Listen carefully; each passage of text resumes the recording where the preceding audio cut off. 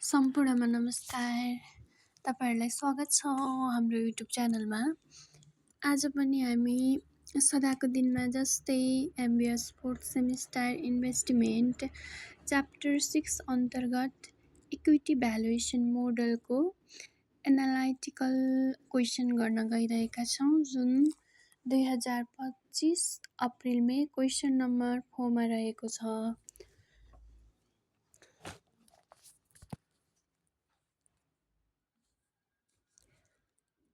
2025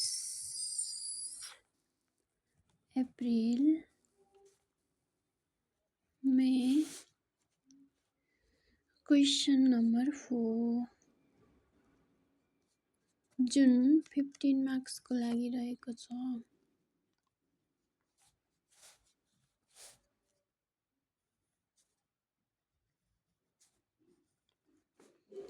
question पढौँ है त पहिला।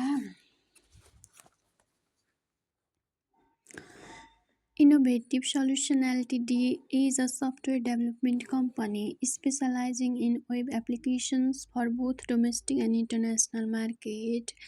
The company is publicly listed and actively traded on the Nepal Stock Exchange. An investment firm is considering bidding for ISL's stock, but its directors have differing options on the company's earning and dividend growth potential.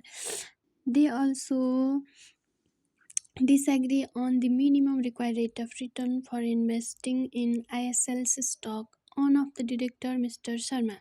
यहाँ चाहिँ एउटा mister Sharma रहेको रहेछ हैन। Given टिपिहालौं त। फर्स्टमा mister Sharma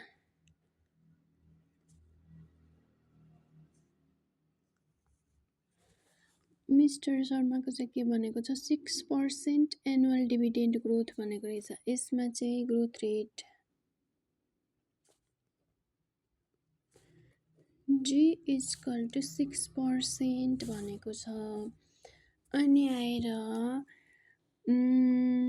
अनि mister Joshi अनि अर्को छ फेरि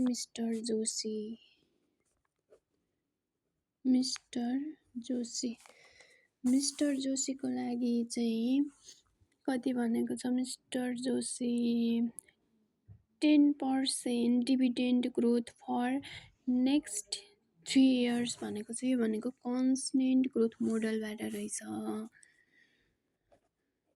G = 10%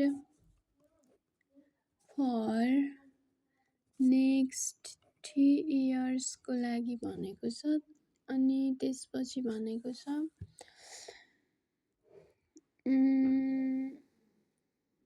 10% नेक्स्ट 3 इयर्स अनि देन आफ्टर चाहिँ 5% पर्मानेन्टली भनेको छ।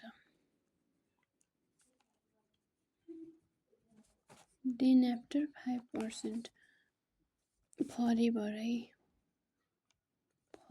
एभर को लागि भनेको छ। अनि त्यसपछि भनेको छ ISL करेन्टली डिभिडेन्ड भनेको छ 40 रुपीज। करेन्ट डिभिडेन्डलाई हामी D0 भन्छौं = रुपीज 40 भनेको छ। अनि आएर फेरि अर्को छ मिस्टर शर्मा भयो, मिस्टर जोशी भयो। अनि आएर अर्को के भनेको छ भन्दा अनि यी दुईटैको रिक्वायर्ड रेट अफ रिटर्न 15% दिएको छ। बोथको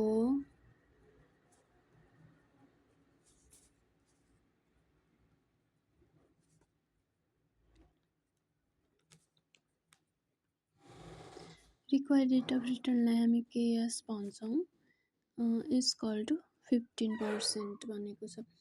अनि आएर अर्को डाइरेक्टर मिस कार्की पनि थपिएको छ। मिस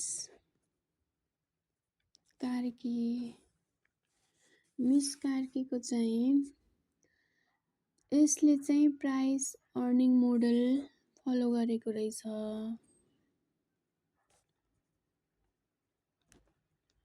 प्राइस अर्निङ मोडल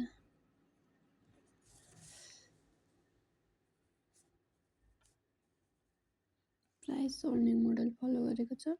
अनि यसमा चाहिँ प्राइस अर्निङ रेसियो 10 टाइम्स भनेको छ। PE ratio equal to 10 times भनेको छ। अनि एक्सपेक्टेड अर्निङ भनेको EPS दिएको छ। यसले EPS equals to 50 per share भनेर दिएको छ। अब हामी सल्युसनतर्फ लागौँ। सल्युसन एमा के भनेको छ, How much should be paid for each stock of ISL according to Mr. Sharma? Mr शर्माका अनुसार चाहिँ हामीले प्राइस निकाल्नु पर्यो। मिस्टर शर्माका अनुसार according to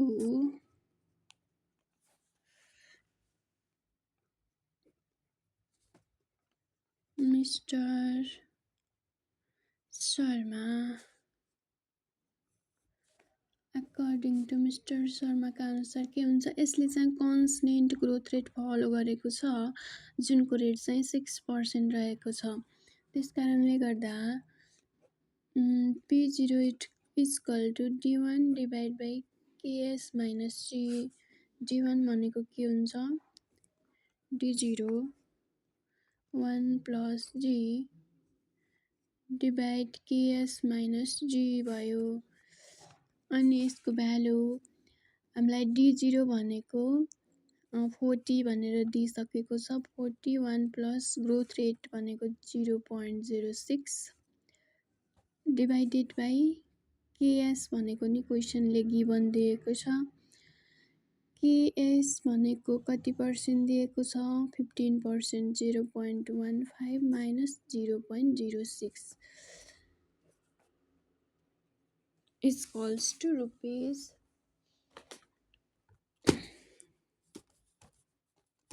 40 into 1.06 divided by 0.15 minus 0.06 471.11 आयो है त। 407.11 आयो। अनि एको चाहिँ सक्यो है त। अब बीमा के भनेको छ, बीमा भनेको छ how much should be paid for each stock of ISL according to mister Joshi भनेको छ। According to mister Joshi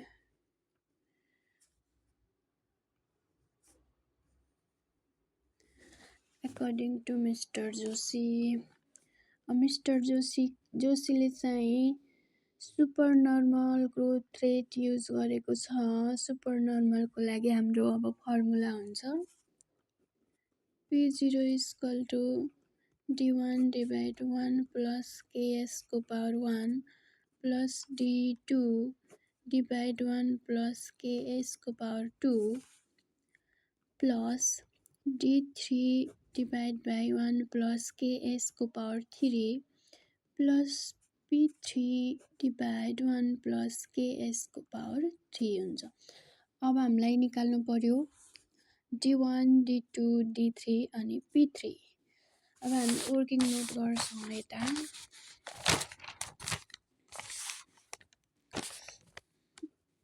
working नोटमा हामी निकाल्छौँ D1 equal to D0 1 plus G हुन्छ। अनि D0 भनेको हामीलाई 40 दिइसकेको छ। 1 प्लस अनि यसको ग्रोथ रेट चाहिँ कति दिएको छ भन्दा 10%। फर नेक्स्ट 3 इयरको लागि दिएको छ 0.10 is equal to rupees 1.1 40 into 1.1 40 into 1.1 गर्दा 44 रुपिस 44 आउँछ अनि D2 is equal to D1 1 plus J अनि यसमा चाहिँ हामीले यो D1 युज नगरिकन D0 नै युज गरेर पावरमा 2 राखेर पनि गर्न सक्छौँ अनि यसरी पनि गर्न सक्छौँ दुई तरिकाबाट चाहिँ हामीले निकाल्न सक्छौँ तपाईहरुलाई जुन सजिलो लाग्छ त्यही तरिकाले गर्न सक्नुहुन्छ D1 भनेको 44 1 plus 0.10 is equal to rupees 44 into 1.1 गर्दा 48.40 अनि D3 is equal to D2 1 plus G 48.40 1 plus 0.10 is equal to rupees 40 into 1.1 गर्दाखेरिमा 53.24 आउँछ अनि हामीलाई चाहियो अर्को P3 equal to D3 into 1 plus constant वाला growth rate divide by Ks minus G D3 भनेको 53.24 1 plus forever को लागि हामीलाई कति दिएको छ भन्दा 5% 0.05 divide by Ks भनेको कति दिएको छ 0.15 minus 0.05 यो गर्दाखेरिमा rupees 53.24 into 1.05 divided by 0.15 minus 0.05 गर्दाखेरिमा 559.02 रुपिस 559.02 आउँछ अब हामी यसलाई फर्मुलामा राखौं D1 भनेको 44 डिभाइड बाई 1 प्लस Ks भनेको 0.15 को पावर 1 प्लस D2 भनेको 48.40 डिभाइड बाई 1 प्लस 0.15 को पावर 2 प्लस D3 भनेको 53.24 divided by 1 plus 0.15 को पावर 3 प्लस P3 भनेको हामीले भर्खरै निकाल्यौं 559.02 divided by 1 plus 0.15 को पावर 3 मैले चाहिँ एकैचोटी क्याल्कुलेसन गरेर आन्सर लेखिदिन्छु यस्तो गर्दाखेरिमा कति आउँछ भने 477.41 P0 को भ्यालु आउँछ अब C नम्बरमा जाउँ C नम्बरको लागि के भनेको छ How much should be paid for each stock of ISL according to Miss Karki? Miss Karki को अनुसार गर्नु पर्यो according to Miss Karki यसको लागि चाहिँ हामीलाई के दिएको छ प्राइस अर्निङ रेशियो 10 टाइम्स दिएको छ अनि त्यसपछि EPS 50 पर शेयर दिएको छ भनेपछि हामीलाई P0 निकाल्नको लागि फर्मुला के हुन्छ त के हुन्छ प्राइस अर्निङ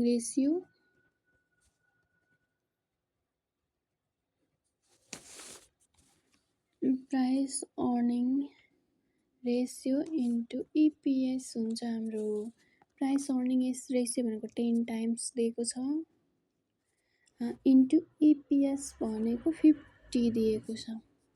भनेको 50 इन्टु 10 टाइम्स गर्दा 500 रुपिस 500। त्यो क्वेसनले चाहिँ यति नै सोधेको थियो है। एकदमै इजी टाइपको क्वेसन थियो यो चाहिँ।